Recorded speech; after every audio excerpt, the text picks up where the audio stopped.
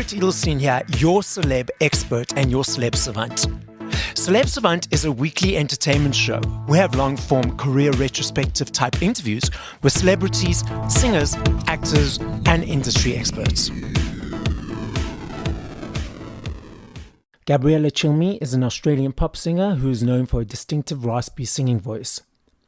Her debut album, Lessons to be Learned, was released in March 2008, becoming an international success, winning 6 ARIA Music Awards, including Single of the Year and Best Female Artist. Her second studio album, 10, was released in March 2010. Her third studio album, The Sting, was released in November 2013. In November 2019, Cilmi released a new 6-track EP called The Water. Gabriella consistently releases successful new music and tours the world. Up next on Celeb Savant, we've got Gabriella Cilmi. Where do we find you in the world? How are you doing and what's happening in your life? So I'm in London at the minute. This is probably like my 11th year here, maybe 12th. I can't count, can't work it out exactly. But yeah, I'm just chilling at home today. My mum's over from Australia.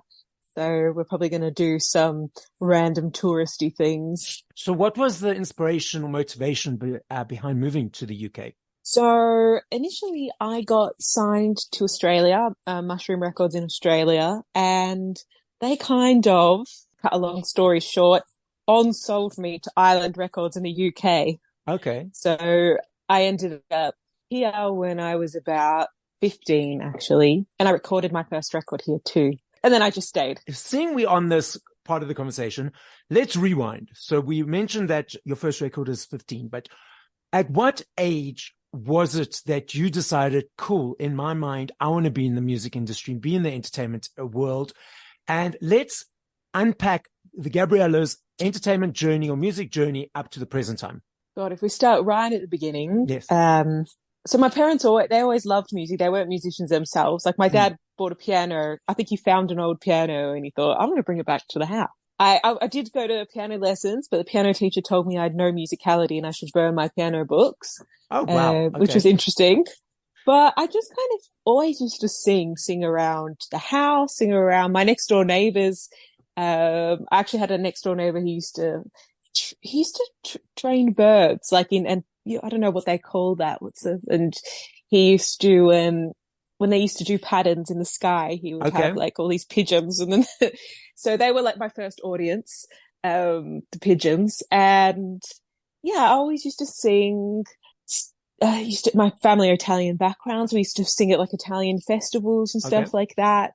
Eventually somebody heard me singing and I sang on this show called The Good Friday Appeal in Australia, which was on TV, and I was 10.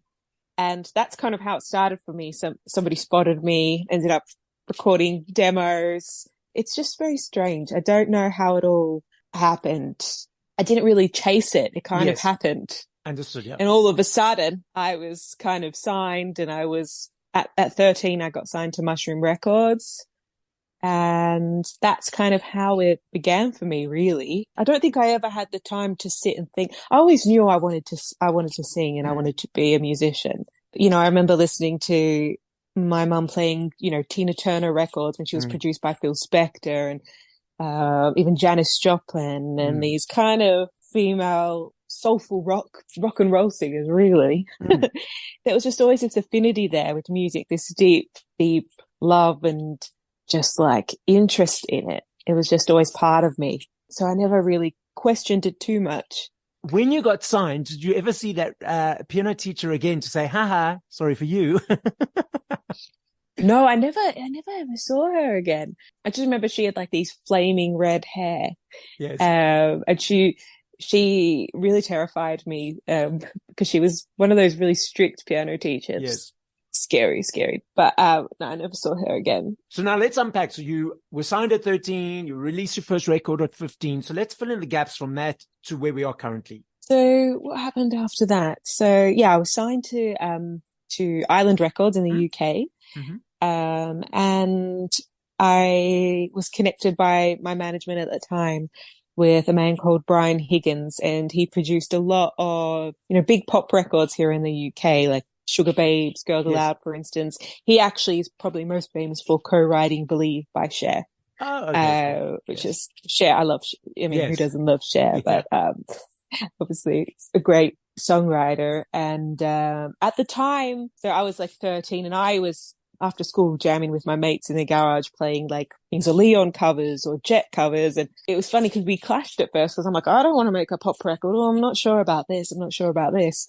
But we ended up, having this mutual love for, records from, Phil Spector records for instance, and, music from the 60s and 70s. And we kind of, formed a bond over that. And we collaborated, and he was very much being at, having what was it? It was kind of like going to school and learning how to write a song, craft a song. Cause really, I mean, before that, I was, composing my own songs at home, like singing them I remember singing them in the girls' toilets and putting on like a mini concert with my friend who was a boy at the time. And he would go, we were only like at school, really young, and we'd sing songs in the girls' toilets for people. But, it was really, and Miranda Cooper, who was his partner, also worked closely with her. And it was really intense, actually, really intense situation for a girl. So when I was about 13 to 15, that's when I was on my school holidays. I'd fly to the UK, make this record in this massive home, this English like estate home in the country, which actually belonged to Alice Liddell, who Lewis Carroll based Alice in Wonderland off this real life girl. Wow. Okay. And this was her actual home. So, I come from like the burbs in Dandenong in Melbourne, which is kind of like, real like just, I don't know how you can describe it, but it's completely different to, this kind of posh English, like old English town where I was recording it. But so I do that on my school holidays, and I wouldn't tell anyone. I just say, we're just going on holidays, Queensland with my family, because my dad was always like, well, you're not sure whether this is going to work out. So do that. And then I guess I'm at the stage where we released Sweet About Me, which was the first single. And initially, actually, radio didn't pick it up, and it was quite a slow burner. Then I performed on Jules Holland, and it kind of, I guess that was one of the catalysts for it all kicking off. Back in the days. No, back in the day. We had CDs, vinyls, cassettes. Now, I love me a CD. I love the unpacking of it. I still budget for my CD every month. For me, it's a thank you for Energy Exchange to you guys for all the hard work and energy you put into your work. Now, I'm so excited that CDs, cassettes, and vinyls are making a massive comeback. But we've also got these digital streaming platforms that people are now consuming music on. What are your thoughts around physical and digital, and which do you prefer? I mean, I prefer the physical act of like buying a record, buying vinyl, especially going, unwrapping it, looking at the artwork and treasuring it like that. And also the experience of listening to a record on vinyl, or it just sounds better to me. I think like the landscape of how we consume music has changed so much. I was right at the end of that whole thing. Actually, the last single, I don't know whether this is like a cool claim to fame or not, but the last single that was ever produced in the UK, maybe not now, maybe they started to do it again, but was On a Mission, which is one of my singles later on. I find that aspect of it sad, but I also love being able to just take my phone. Well, I used to have an iPod full of music, but that's not the case anymore. And just going on Spotify and listening to all my favorite records like that. I've got everything in one place. It's kind of great that artists have control over, if you're a new artist, have control over the way you get your music out there and all that stuff. That's a great element of it, that you can self-release and do all that, and anybody can do it. It also becomes really saturated as well. It's almost harder to get yourself out there. But I'm a record girl, like through and through. From zero to a 3 to 4 minute song, your creative journey. So is it easy every time? When you're writing, what motivates it, what inspires it? Has it changed over the years? Let's dive into your creative process world. So it's definitely changed over the years. Actually, when I was writing with Brian, and especially for the first record, a lot of it was written by loops. So almost like you would say start a hip hop track and there would be like, a loop. So, like maybe 4 bars of the same thing. And I would write loads of melodies on top of it, just loads of melodies and lyric it all and sing them all down and then almost piece it together like a scrapbook song kind of thing. You put this there. Oh, that sounds like that could be a cool chorus or that. These days, the ideas usually start off on guitar. Like I'll be sitting down, come up with a little idea. Oh, that sounds all right. And then, I don't know, sometimes it's inspiration comes from different places and it's not always the same. And I'm not one of those people who treats it like a sport. I think some people can get up and write, a song a day. Yes. I think I need to have that trigger of inspiration, but that doesn't mean that you can't go hunting for inspiration. I think that's important to set aside time to do that, to immerse yourself in new music or art or reading or anything that can like trigger that spark. But yeah, it goes through stages. And these days, do you write with other collaborators or you're writing by yourself? So usually like I'll start off an idea myself or I'll collaborate with people. I love collaborating.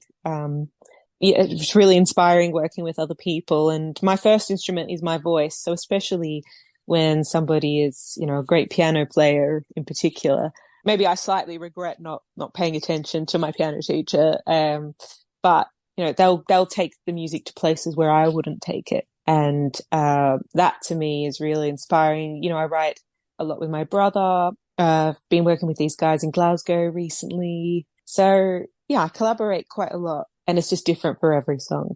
What's the plan moving forward? Do you have any new body of work or new music coming out? At the minute, I am gearing up to release something new. I've actually, I've recorded like full EPs and then thought, no, not a good idea. And then not quite felt that it was in the right place. I've been in the process of like gathering songs. And now I think I'm finally getting to the stage where I'm beginning to record them.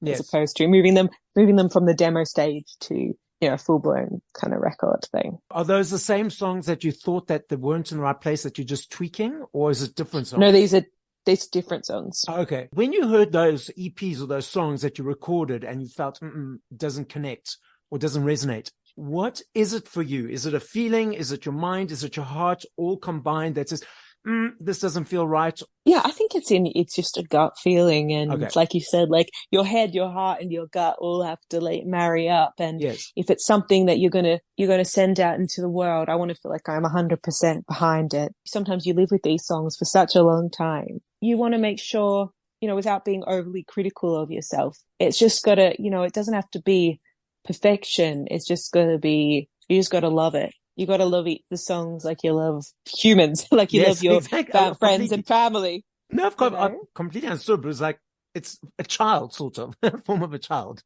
so to speak. Yeah, it's like a child. And then sometimes it's a whole process, like, writing. Sometimes you got to kill your babies because, they're not moving forward. Like, I mean, it's not like life in that sense, but it's you get really attached sometimes to things, and then it's a whole thing. Performing live for you, what do you enjoy about that? Connection with people. Like that's my favorite thing, I think.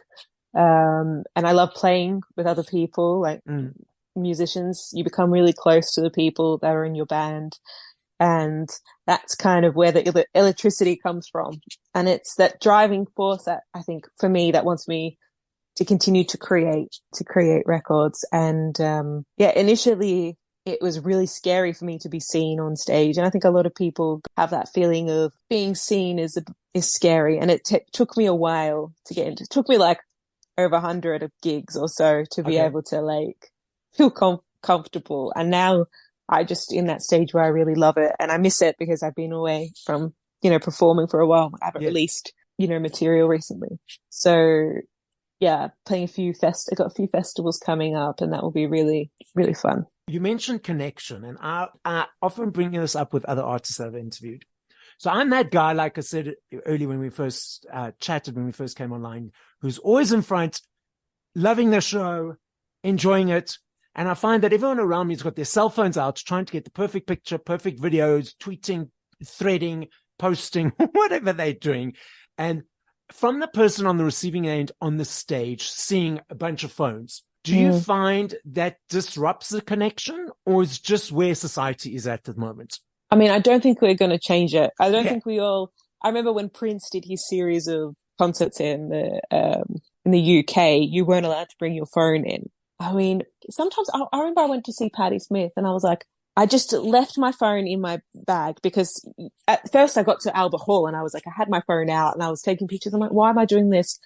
I'm probably not really going to look back on it. And then I won't be able to soak up the atmosphere and experience of it all. Yeah, I don't really notice it too much, to be honest, but I would recommend like locking up your phone and leaving it at home. So for me, since doing the Celeb Savant podcast and doing the work for that, that's now I'm only was like, I have to do some posts on that for the podcast and, at the concerts I'm at. So I'll take a couple of videos, take a couple of shots, but then the phone gets into pockets. I'm like, okay, it's enough now. Let's be in the moment. Let's just carry on and enjoy. So that's a reasonable rule. Like if you're on your phone the whole time, but if you're going to take a few shots at the start, for memories and to share. Yeah. And especially if you're seeing like a great new band and like you want to share it with your mates and stuff, it's take a little video and then put it in your pocket because you're going to regret not having, when we're on our phones, I don't think you can fully immerse yourself and remember the experience. Yeah. Like I don't think your senses become they dull down when you're looking at things through the phone. It's just so much better to experience. Yeah. Exactly. Like you're standing right in front. The person yourself, whomever the artist is right there. They're like 10 feet away or however feet away. And now you're looking at the person through a phone or through a screen that is the size of the phone. You might as well be at home watching it on TV, watching it, so. Exactly. So, and I think that you've paid money to go see an artist or go to a festival. You might as well get that full, exchange of energy. The difference between performing sort of your own headlining shows and performing at a festival, what is that difference for you? Do you prefer either or? You equally enjoy both? Yeah, I like both for different reasons. I think, it's your own shows. They're kind of, people who know and love your songs, but festivals, I've had some really great memories of festivals. I remember playing Team the Park, a festival up in Scotland, and it was really early on and I didn't know whether anyone would come to watch me or, I just didn't think anybody would turn up. And so a few minutes before the gig, I looked out and there didn't really seem to be anybody there. So I went back in, backstage and had a cup of tea. And then when I came out, it was full. And I just wasn't expecting it. And the crowd was so warm, and crowds up in Scotland they're kind of really rowdy and cool. And, it was a bit of banter back and forth. Yes. And I just had the best time and it was the best memory. So I love festivals for that reason. You don't know what to expect. And also there'll be people there that don't necessarily know your music or your body of work. So it's a chance to okay, let's get some new fans on board. Exactly. Exactly. You mentioned that it took you a while to gain the confidence for live shows. So was that just experience, or did you go through any other sort of tools to allow yourself to build that up? I think that was just experience. Okay. I was it just takes time to get used to it. Because when you're I don't think I'm a natural, what's the word? When people say they're an extrovert or something. Yes. I don't know if I'm an introverted extrovert or extroverted introvert or one or the other. Yeah. But I was always really shy. And I would get really nervous that I remember for a long period of time, I was nervous I was going to say something in the middle of the gig, just say something ridiculous. Yes. A swear word. I remember when I was really young, I was what if I get on stage and I just all of a sudden just swear in the middle of my song or something? It was getting over those kind of fears. Yes. Yeah. I mean, I think, and also being hung up on things being perfect, especially when you play festivals, you don't necessarily have a sound check. It's not your normal sound guy. Yes. So it's uncomfortable in that sense, but you got to just let go a bit. And also it sounds like it was a lot of mind talk and letting go of a lot of that mind talk to okay, shut up. Yeah, exactly. And I think, I did start so really young and, in hindsight, I wouldn't change anything because this is my journey and this is how it happened for me. But if I was to advise somebody else or another young artist who is starting out that young, I would encourage them, to take the time to really figure yourself out a bit more. I mean, never, not that you ever really have it all figured out. Yeah. It's good to have a strong sense of self when you do this kind of thing. Because there's going to be a lot of people around you that tell you who they think you are, which is hard to do for, I was a kid and then a teenager. That's the trickiest kind of time when you're figuring shit out, really, Yeah. And absolutely, I'm sure it was easier then. Social media wasn't really prevalent compared to like the teens that are coming up now with, all these comments and all this bombardment of negative energy. At least you didn't have that in your space as well, over and above. There's one way of looking at it. It's positive in the sense that I don't think you can get away with as much. So you would have all these like record label people, industry people that could get away with more back in the day, I think. But now you can't. We have more of an understanding of what's acceptable and what you can ask younger artists to do. And for instance, before, if they said, wear this, I didn't really have much of a choice. Okay. Somebody might say, if you don't wear this, then we won't release your album or something like that. If other people hear these things, you can't get away with it. They'll call you out. Yeah. And I think that's a positive. And the negative thing is like, you're just constantly, people just want content all the time. So it's like, you have to have a presence on social media. You have to, if you're like an introvert, I think it's harder now. Yeah. I'm totally with you. Like, I'm just giggling because before I was doing Celeb Savant, I was not on social media at all. So I'm loud and I'm energetic, but I'm also like a bit of an introvert. It's hard because you want to it's hard to know. I always find that balance. Like, I don't really know what to share. Or should I share that? Or am I sharing too much? Or is too little? I still don't have like the perfect balance. Yes. Or that figured out yet. It's kind of a learning curve for me in a way. I love this game. I recognize if I had to ask you this question in 3 minutes, 3 hours, 3 days, 3 months, I know your answer will be different every time. And I appreciate that and I understand that. I'm not necessarily saying favorite, but if you had to push play to 5 songs by other artists, once we have finished this conversation, what would those 5 songs be and by whom? First one would probably be maybe Moon Shadow by Cat Stevens, Yusuf Islam. 2 would be Game of Love, which is Tina Turner, she was Ike and Tina Turner. 3 would be Janis Joplin, a track called Move Over. 4 would be Jealous Guy, John Lennon. And 5, probably a track called Change by Big Thief. Oh, it would change if I was to think about it more. But. Exactly. But that's what I love about it, because it's like putting you guys on the spot. And I know there are thousands of them. And if you had to ask me that question, I would be like, okay, these were these 5, but like 5 minutes later will be another 5 and so on and so forth. So I appreciate that. And it also allows us, the listening audience, to like learn about different songs that we might not necessarily know to add to our playlists. So that's what I love about this game. The podcast is listened to throughout the world. So as a final message to the listening audience, what would you like to say? Thank you for listening. And come and, speaking about social media, come and follow me on, I guess Instagram's my favorite one. And that's when I'll be sharing when my new music is coming out. And I also do a few kind of, interesting live chats on there in a series called Chilling with Cilmi. And I've kind of had chats with hypnotherapists, an astrologer, another actor friend, and they're just like really relaxed chats. But yeah, come join me there.